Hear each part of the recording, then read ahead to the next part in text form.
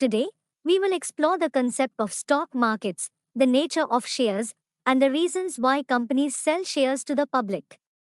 To begin with, stocks represent partial ownership in a company. When we purchase shares in a company, we acquire a stake in both the assets of that company and its future profits and losses. For instance, consider a sugar company named XYZ.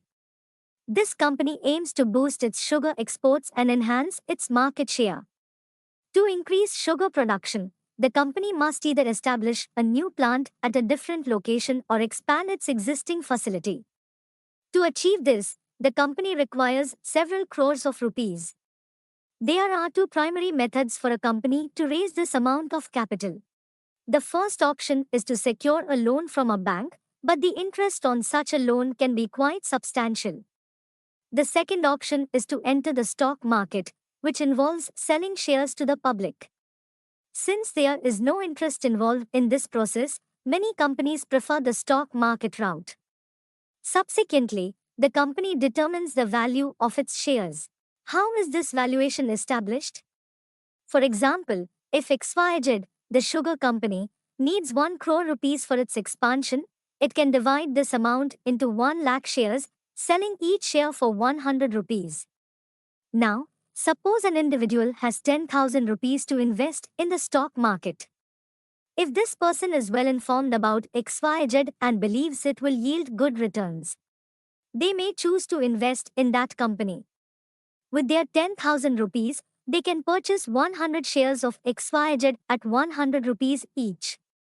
This means that the individual now holds a stake in the company's assets, as well as in its profits and losses.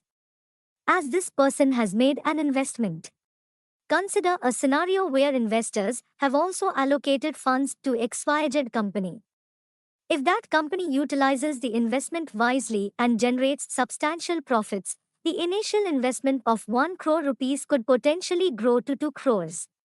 Consequently, the share price, which was initially 100 rupees, would increase to 200 rupees, effectively doubling in value. At this point, the share price stands at 200, correct?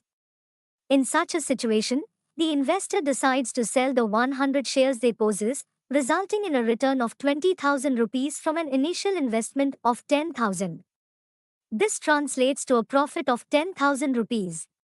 Conversely, if XYZ company fails to manage the 1 crore rupees received from the investor effectively, or if the company incurs losses, the share price will decline. A decrease in share value means that we will inevitably lose a portion of our invested capital. Therefore, it is crucial to acknowledge that stock markets carry significant risks. Just as swiftly as we can earn money, we can also incur losses at an equal pace. In the next video, we will explore strategies to mitigate this risk and enhance profitability. If you wish to gain further insights into the single view stock market and would like to stay updated with the videos, please subscribe to the Telugubadi YouTube channel without delay. If you found this video informative, kindly give it a thumbs up and share it with your friends. Should you have any questions regarding the stock market, feel free to leave them in the comments section below.